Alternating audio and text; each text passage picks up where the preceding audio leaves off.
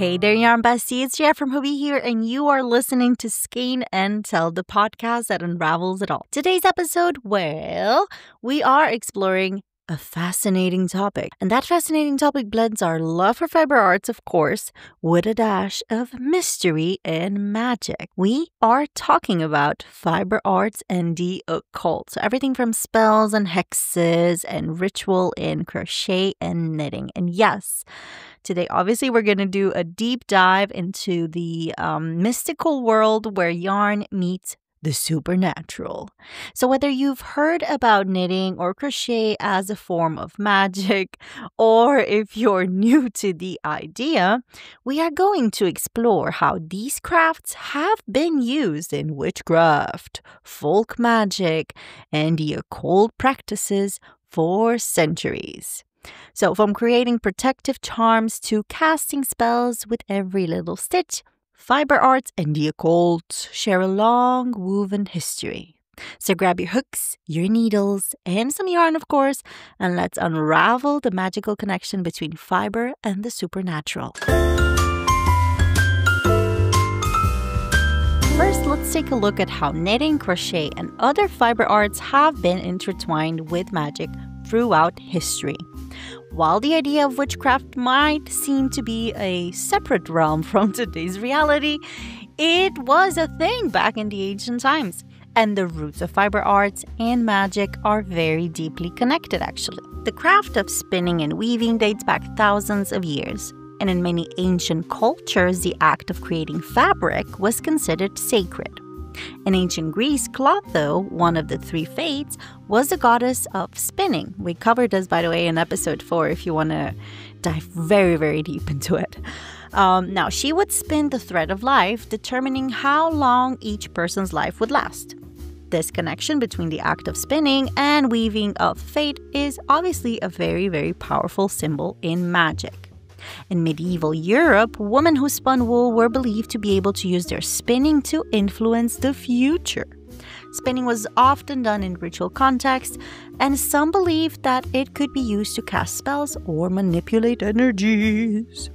The spinning wheel especially became associated with the supernatural, and it was often depicted in folklore and fairy tales. Now think, the story of Sleeping Beauty and her cursed spinning wheel. Now bear with me here because the story of Sleeping Beauty exists in several versions, and the most notables are the ones written by Charles Perrault, the Brothers Grimm, and also even earlier versions like the one from Giambattista Basile. Now these are all stories written in the Renaissance and also in the Romantic times. And each version includes a princess, obviously cursed at birth, into a long sleep and ultimately awakening through love or fate. Now, the cursed spinning wheel story is that at her christening, the infant princess receives gifts, from a different group of people, or actually of fairies or wise women, and one uninvited fairy or sorceress. Often today we know her as Maleficent, the bad witch in modern adaptations. She curses her. She says something like, before the sun sets on her 16th birthday, she will prick her finger on the spindle of a spinning wheel and die. Now, a benevolent fairy alters this curse, and instead of death, the princess will fall into a deep sleep for 100 years, to be awakened only by a prince's kiss or prince's arrival.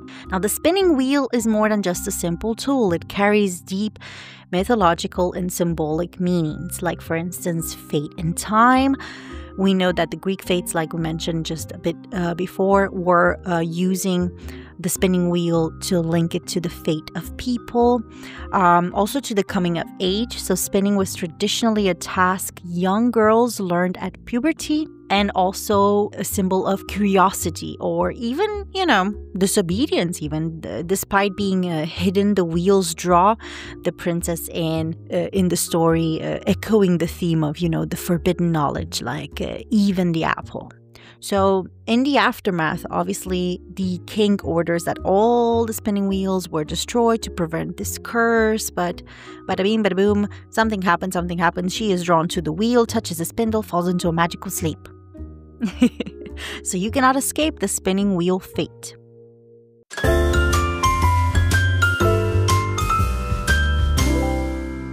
Now, knitting and crochet aren't just about making cozy scarves or blankets. There can be also a deeply ritualistic act around them. Ritualistic, I think. Many practitioners of the occult have used knitting and crochet to weave spells or to infuse their creations with intention. And one of the most common uses for both knitting and crochet in the occult world is obviously for protection. Now, people have knitted and crochet protective items such as amulets or little talismans or charms. And these items are often created with specific intentions in mind, like warding off evil spirits or bringing in the good luck. In European folklore, it was believed that knitting a protective charm into a fabric of a garment could ward off evil or actually the evil eye. A common protective stitch was the knot stitch, which was used to trap the negative energy inside that little knot stitch.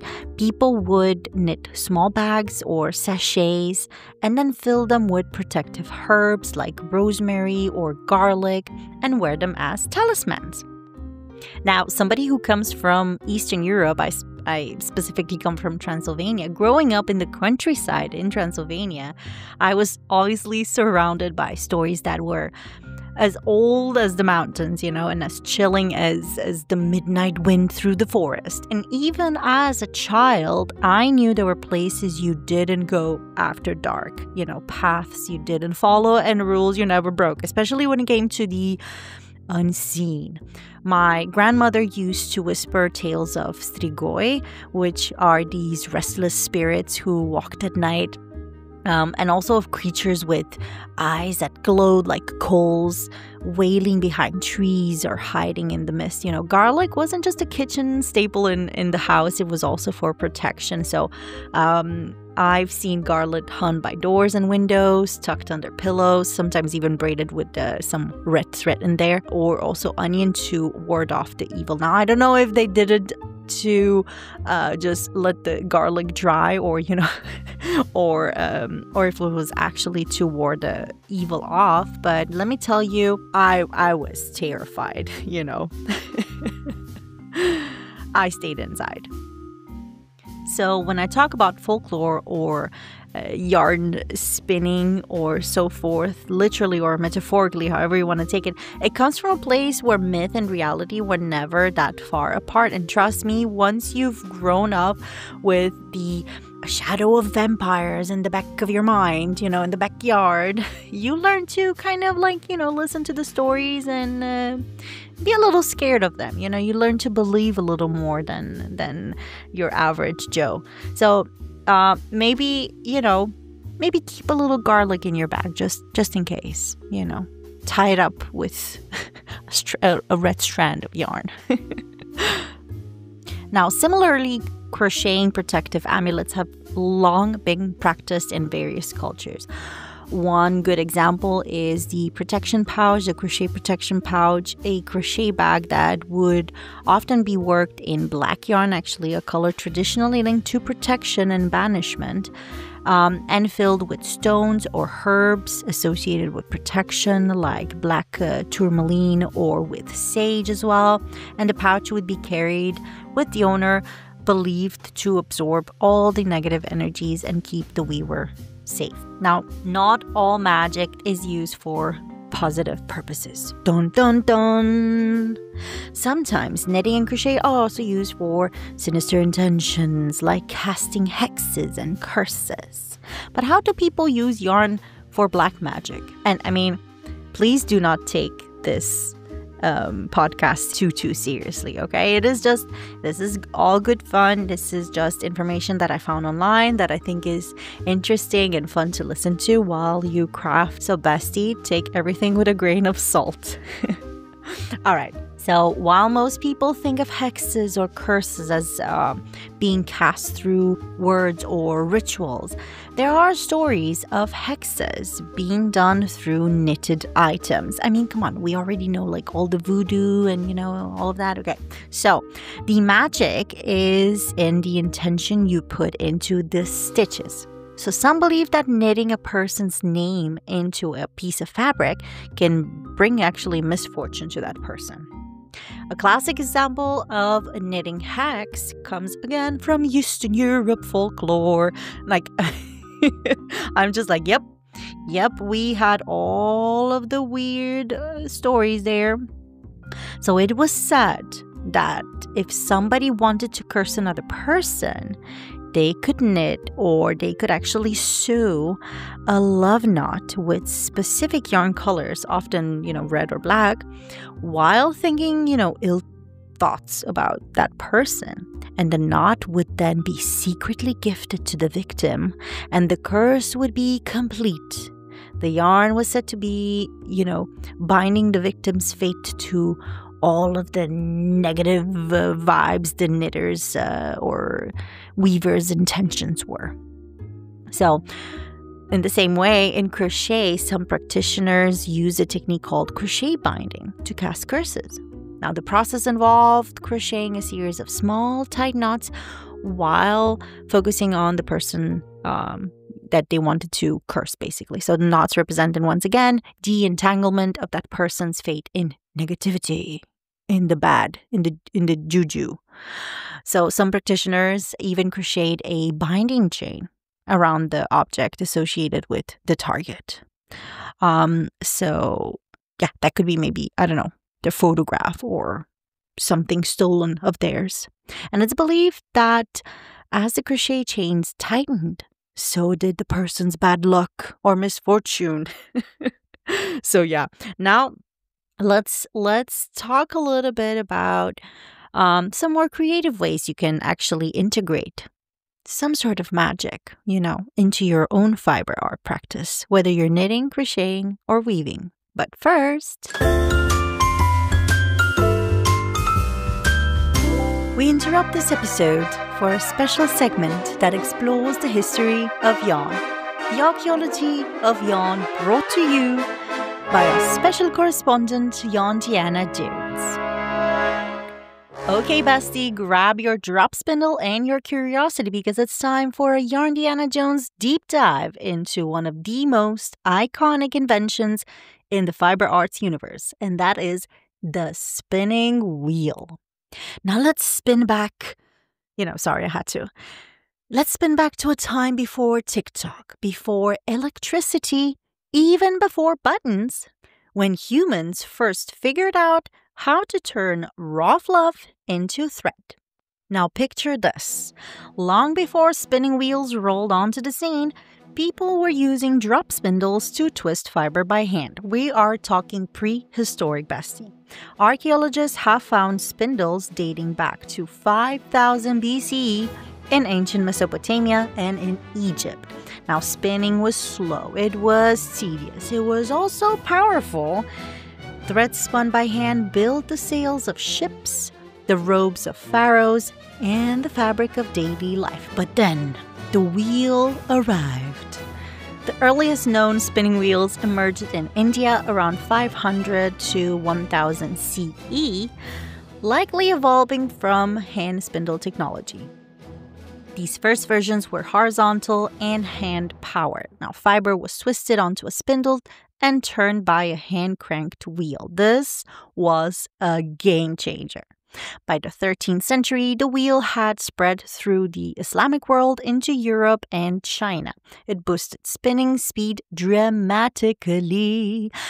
So much more that it actually transformed economies because more yarn, more cloth, more trade, more power. Now talk about a real fiber revolution.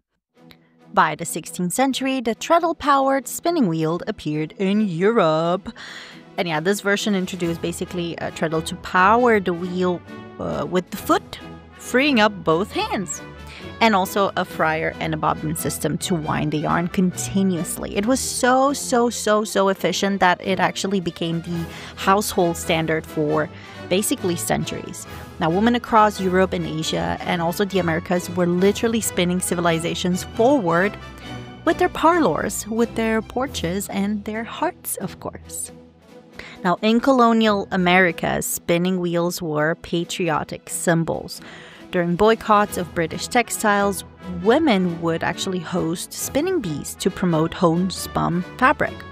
And by the 18th century, the Industrial Revolution burst into the scene like a rogue yarn stash, bringing spinning frames and mills into factories, which also meant that the domestic spinning wheel just couldn't keep up. But still, the wheel never disappeared. It lived on in rural communities, in artisan studios, and cultural traditions. And it's actually still deeply loved by hand spinners today. So every culture gave the wheel its own spin. Yes, pun intended. In India, the charkha was a portable spinning wheel, and it became a symbol of independence under Gandhi. In Scandinavia, decorative rocking wheels were a bridal gift, symbolizing, readiness for building your own home.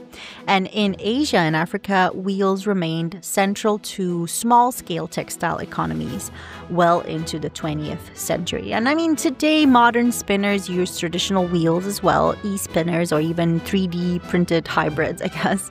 The spinning wheels revolution reflects our shifting relationship with time and labor, and also with creativity. So the spinning wheel isn't and wasn't just a tool. It was definitely a symbol of that empowerment and human skill, and a little bit also even resistance. It turned raw, chaotic fiber into order, into beauty, and into necessity. It's one of those rare inventions that actually helped pretty much everyone, So next time you see a spinning wheel, tip your bucket hat because that little humble wheel spun the threads of history itself. And that's all for this week's Yarndiana's Adventures. I will see you, bestie, next week.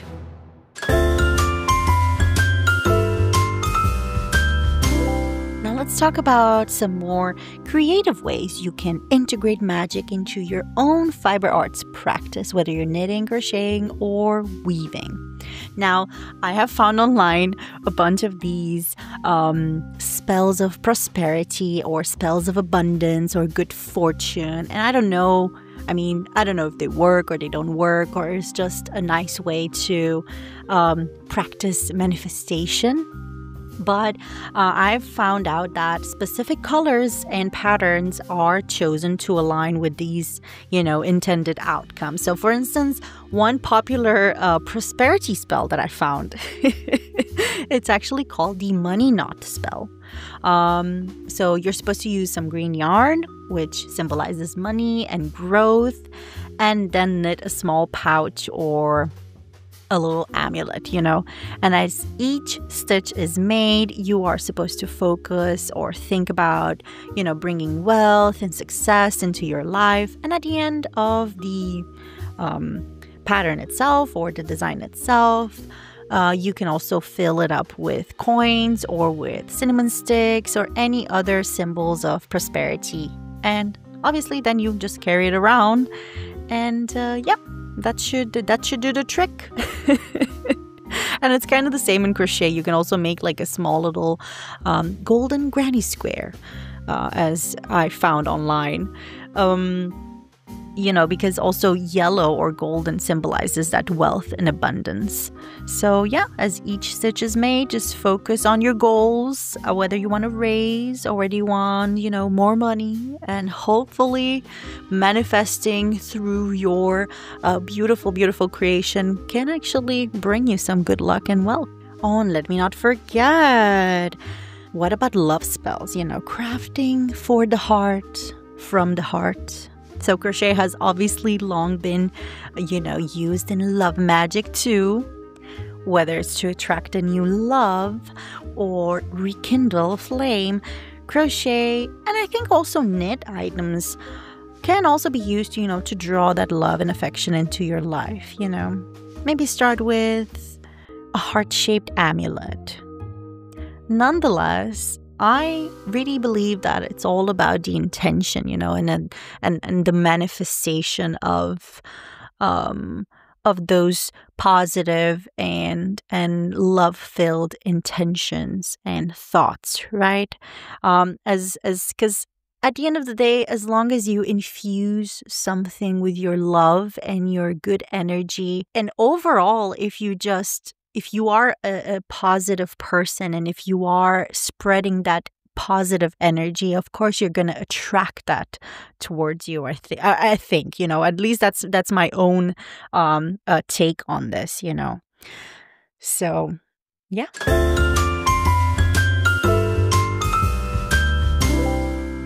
It's Weird Yarn Monday. And today we're taking a detour into the fuzzy forests of New Zealand because this yarn, it's soft, it's sustainable, and it comes from a possum. Yes, here is possum yarn. That's right, bestie. Today's yarn is possum fiber. And no, I'm not talking about the kind that hisses under your porch. These possums are not the North American trash pandas that we all know and we love. This is about the brush-tail possums, a non-native species in New Zealand that is actually causing major environmental chaos. But wait, what? Possum yarn? So here is the deal. The brush-tail possums were introduced in New Zealand from Australia in the 1800s. And with no natural predators and lots of snacks, these are, native forest and endangered birds, they basically thrived like a little too much.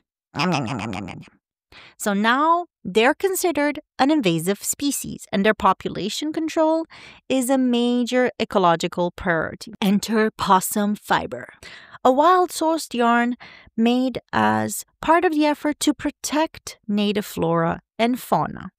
So here's the wild part, okay? This yarn is, according to my researches, amazing.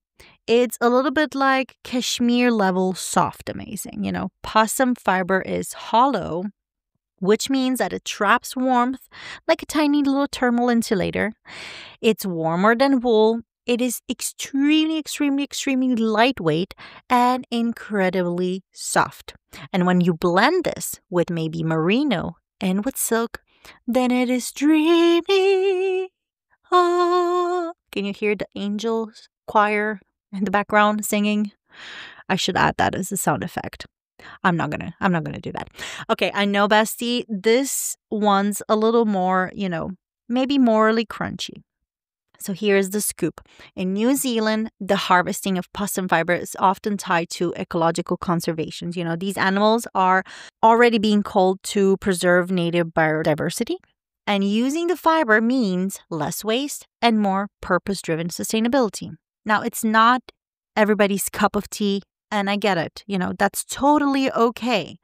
But it is one of the few animal fibers out there that's both luxury level and linked to environmental management. So possum blends are especially great for, things like gloves and socks and hats and anything worn close to the skin. It doesn't peel easily, it resists odor, and it feels like knitting with a cloud. Now, maybe don't tell your non-crafty friends that it's possum until they actually compliment your, sweater. So there you have it, possum yarn. Super, super weird find. I mean, I'm finding the weirdest stuff online, to be honest, these days. It's so weird. But from pest to pullover, it's a story with a really, really unexpected transformation. A big, big plot twist there. And that's all for today's Weird Yarn Monday. Next week, kangaroo yarn. I'm just joking. Or am I?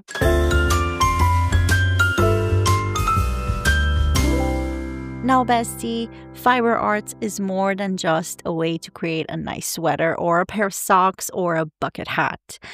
It's there to tag along while you manifest, while you knit for protection, while you crochet for prosperity, or even cast a curse with a carefully placed knot. The world of fiber art and the occult is rich with possibilities. So next time you pick up your needles or hooks, remember that you're not just creating a beautiful piece of work, you might just be weaving a little magic into the world around you.